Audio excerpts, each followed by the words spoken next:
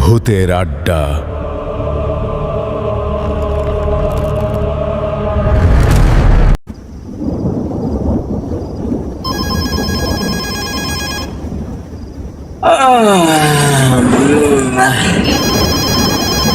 এত রাতে কি আর ফোন করলো?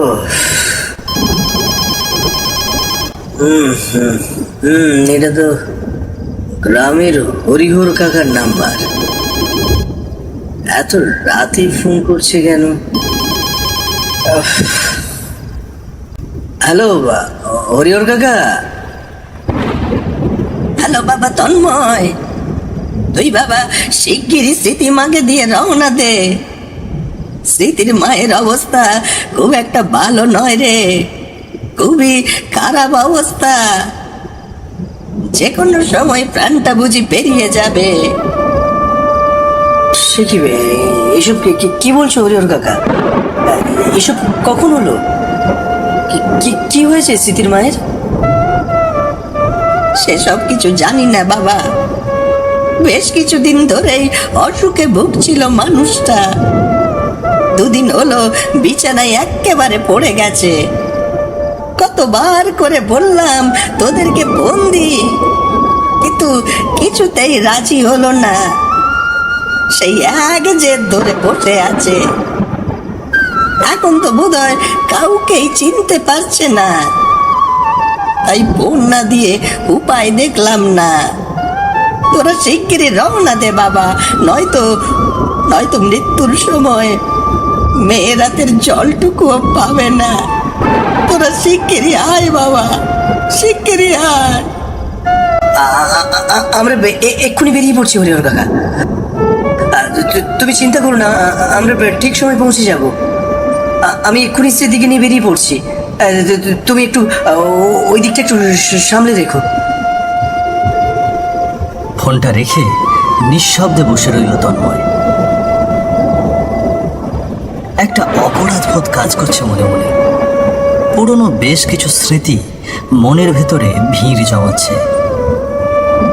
অজানা আশঙ্কায় বুকটা ভারী হয়ে আসছে।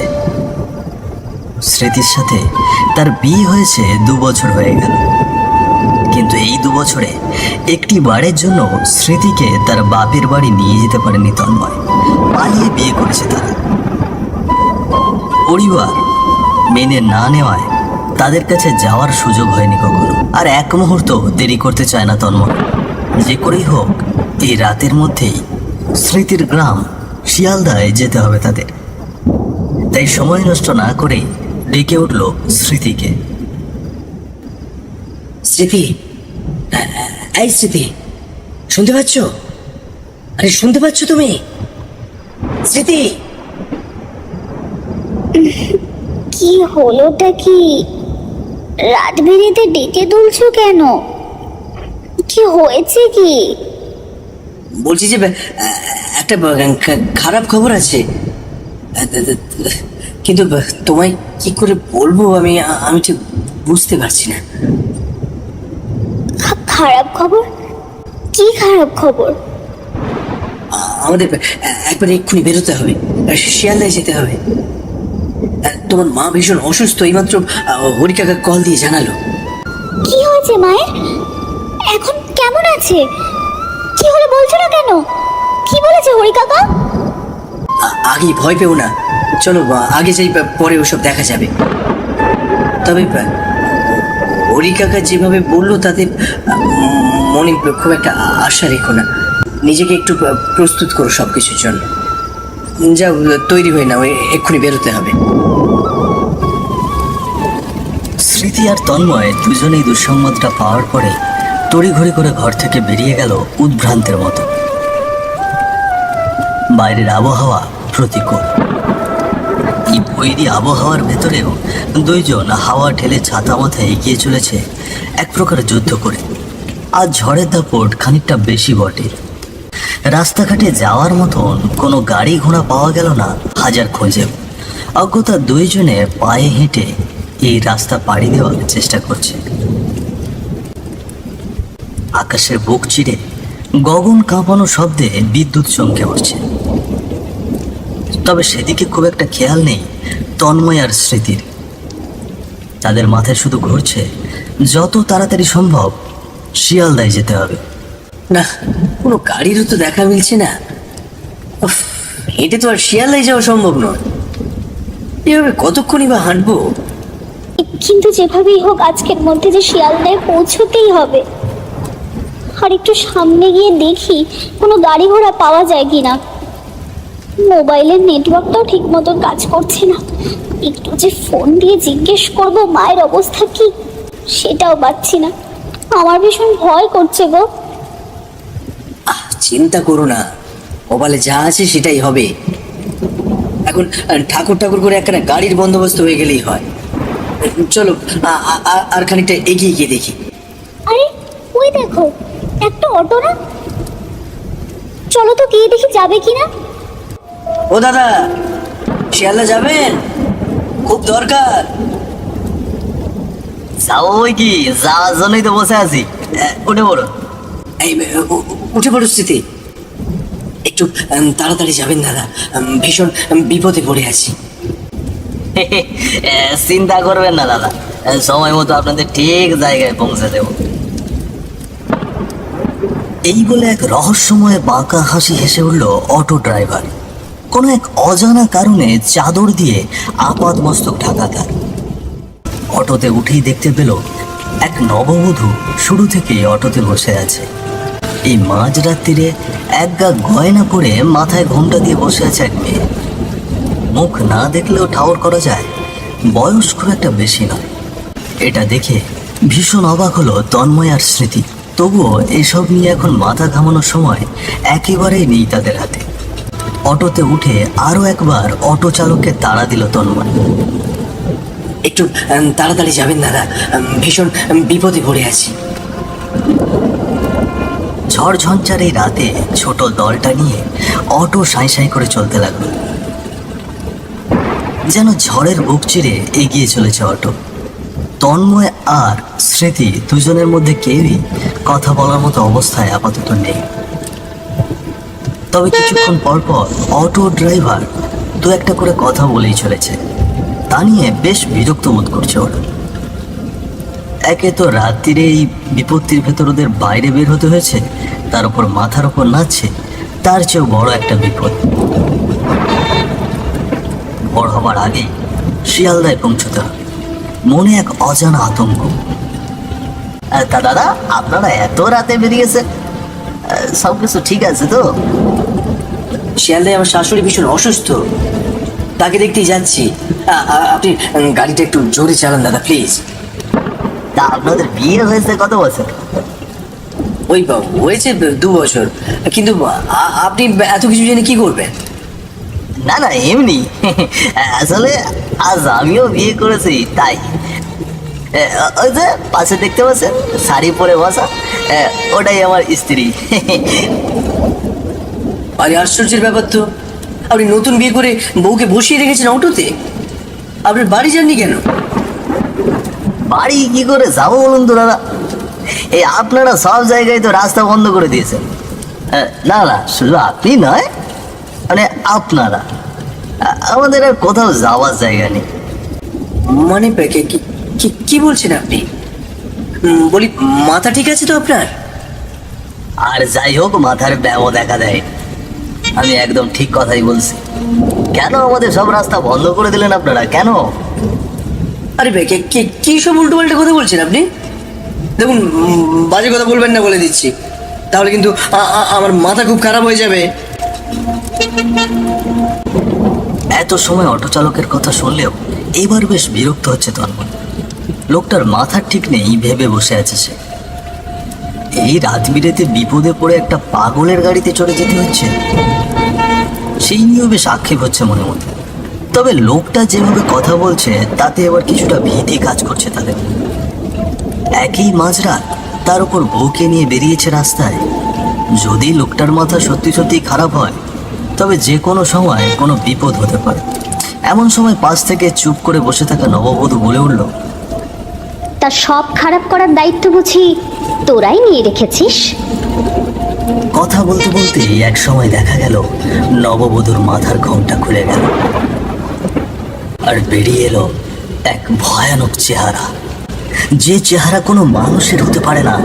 এক অজানা বিভীষিকাময় আতঙ্কে ভয়ে হৃৎপিণ্ড যেন ঠিকরে বেরিয়ে আসতে চাইছে স্মৃতি আর তন্ময়ের। তারা যেন ওদের এই রূপ দেখে বাকরুদ্ধ হয়ে গেল, কোনোভাবেই নিজেদের চোখে বিশ্বাস করতে পারছে না তারা। তবে কি তারা রাত বিরেতে কোনো মানুষের নয়, বরং এক অশরীরীর অটোতে উঠেছে? এ কি কি কে আপনি? কি কি হচ্ছে এখানে? এই তোমরা কারা? কারা তোমরা? কি চাও আমাদের কাছে? হ্যাঁ, কি চাও? তোদেরকে চাই, মারতে চাই তোদেরকে। সেদিন তোদের কারণেই আমরা মরেছিলাম, আর আজ তোদের পালা।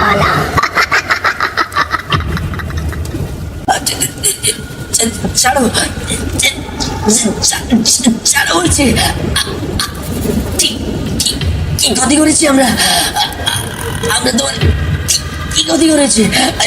ছেড়ে দাও, ছেড়ে দাও।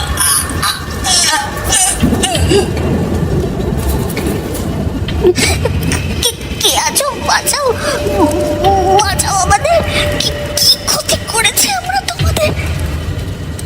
কেন মনে নেই? মনে করে দেখ সেদিনের কথা, আজ থেকে 2 বছর আগে।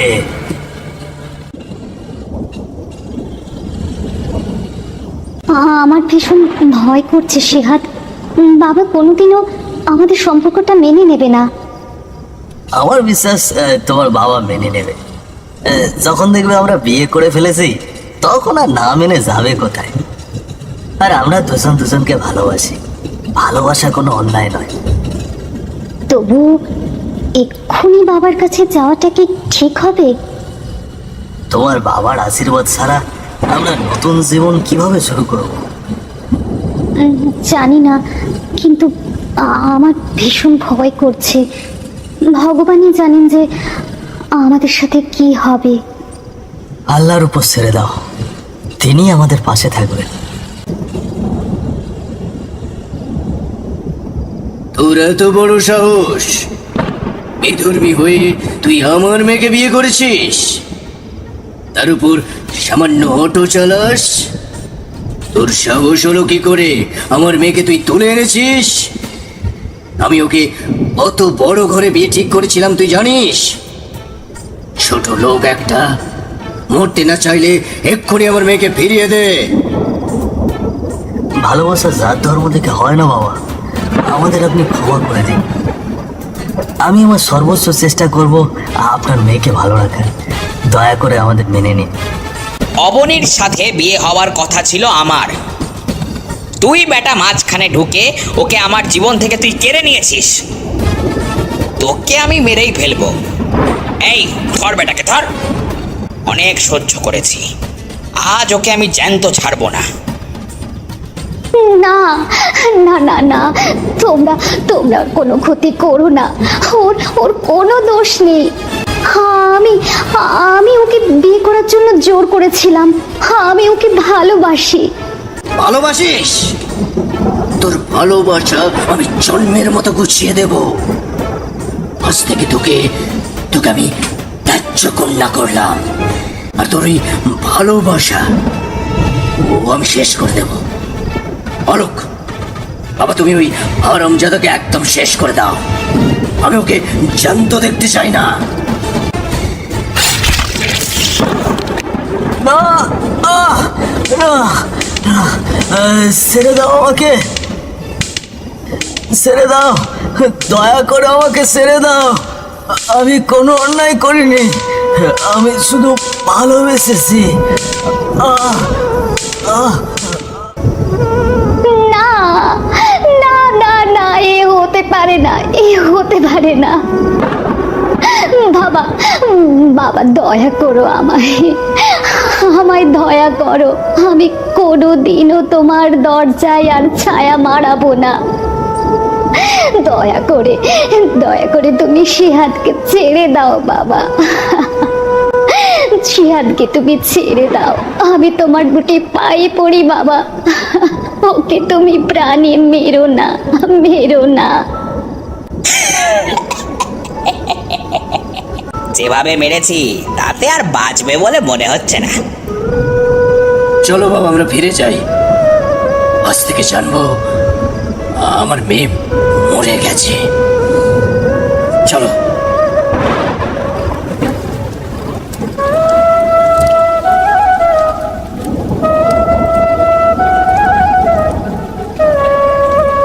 দাদা, ও দাদা, একটু দাঁড়ান দাদা। ও দাদা, আমার স্বামীকে আপনি বাঁচান। দয়া করে ওকে একটু এই সামনের হসপিটালে পৌঁছে দিন, ও যে মরে যাবে। দয়া করুন দাদা। এই কে তুমি? কি হচ্ছে এসব? দয়া করে আমার স্বামীকে আপনি বাঁচান দাদা, দয়া করে আমার স্বামীকে আপনি বাঁচান। গুন্ডারা ওকে মেরে আহত করেছে। এই মুহূর্তে হাসপাতালে না নিয়ে গেলে ওকে বাঁচানো যাবে না। দয়া করে আপনাদের গাড়িতে করে একটু হাসপাতালে পৌঁছে দিন দাদা, এইটুকু সাহায্য করুন। এই শোনো, আমরা নিজেরাই খুব বিপদে আছি, বাড়ি থেকে পালিয়ে এসেছি, জানি না কি হবে। আমাদের বিরক্ত করো না তো, তোমার স্বামীর ব্যবস্থা তুমি করে নাও। যাও এখান থেকে, সরো বলছি। আমি তোমার দুটি পায়ে পড়ি বোন, আমি তোমার দুটি পায়ে পড়ি। আমার স্বামীকে তুমি বাঁচাও, ও ছাড়া এই দুনিয়ায় আমার আর কেউ নেই, কেউ নেই। তোমাদের মনে কি একটুও দয়া মায়া নেই? অন্য সময় হলে দেখতাম, কিন্তু এখন আমাদের হাতে একদম সময় নেই। দয়া করে আমাদের এই মুহূর্তে বিরক্ত করো না। আমার মনে হচ্ছে আমি আর বাঁচবো না অবনী। আমার জন্য তোমার এই অবস্থা হলো, তুমি আমায় ক্ষমা করে দিও। যদি আল্লাহ থাকেন তবে পৃথিবীতে না হোক অন্য কোথাও তোমার সাথে আমি ঠিকই সংসার করব। সেই দিনের জন্য অপেক্ষা করো। আমি চললাম। না না, তুমি এভাবে চলে যেতে পারো না শিহাদ, এভাবে তুমি চলে যেতে পারো না শিহাদ। কথা বলো, কথা বলো শিহাদ, কথা বলো। সেদিন শিহাদকে হারিয়ে আমি দিশেহারা হয়ে পড়ি। তারপর ওখানে ওই রাস্তাতেই একটা গাছে গলায় দড়ি দিয়ে ঝুলে পড়ি। আমাদের মৃত্যুর জন্য তোরা দায়ী। তোরা চাইলেই বাঁচাতে পারতি আমাদের, কিন্তু তোরা বাঁচালি না তোরা আমার স্বামীকে। তোদের মনে এতটুকু দয়া মায়া হলো না? আমাদের ক্ষমা করে দাও। সেই সময়, সেই মুহূর্তে দাঁড়িয়ে কল্পনাও করতে পারিনি আমরা সাহায্য না করলে তোমার স্বামী সত্যি সত্যি মারা যাবে। আমাদেরকে ক্ষমা করে দাও। ক্ষমা করে দাও। মানুষ মাত্রই ভুল করে, আমাদের একবার প্রায়শ্চিত্ত করার সুযোগ দাও। খুব কথা দিচ্ছি, যদি প্রায়শ্চিত্ত করার সুযোগ দাও তবে যারা তোমাদের মেরে ফেলেছে তাদের শাস্তির ব্যবস্থা করব আমরা। ওদের ছেড়ে দাও অবনী, ওরা খুনি হতে পারে কিন্তু আমরা খুনি নই।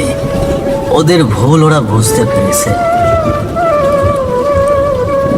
এরপর অবনী স্মৃতি আর তন্ময়কে ছেড়ে দেয়, সজোরে ধাক্কা দিয়ে অটো থেকে ফেলে দেয় মাটিতে। এর কিছুক্ষণ পর চলতে চলতে হঠাৎ হাওয়ায় মিলিয়ে যায় অটো। জীবন ফিরে পায় স্মৃতি আর তন্ময়। উঠে দেখে তাদের পরিচিত জায়গা এটা। স্মৃতি, আমরা বেঁচে গেছি। আমাদেরকে ছেড়ে দিয়েছে ওরা। এবার দেখো, আমি ওদের মৃত্যুর শাস্তি ওদের বাবাকে পাইয়েই ছাড়বো। জায়গাটা তো ভীষণ চেনা চেনা লাগছে। এটা তো শিয়ালদা, তার মানে ওরা আমাদের শিয়ালদায় নামিয়ে দিয়েছে। বেঁচে থাকতে কোনোদিনই আমি নিজেকে ক্ষমা করতে পারবো না। ভবিষ্যতে কখনো কেউ আমার কাছে বিপদে পড়ে সাহায্য চাইলে আমি কখনো তাকে ফিরিয়ে দেব না। দেখো তুমি, তবে হয়তো ওরা আমাকে একদিন ক্ষমা করে দেবে।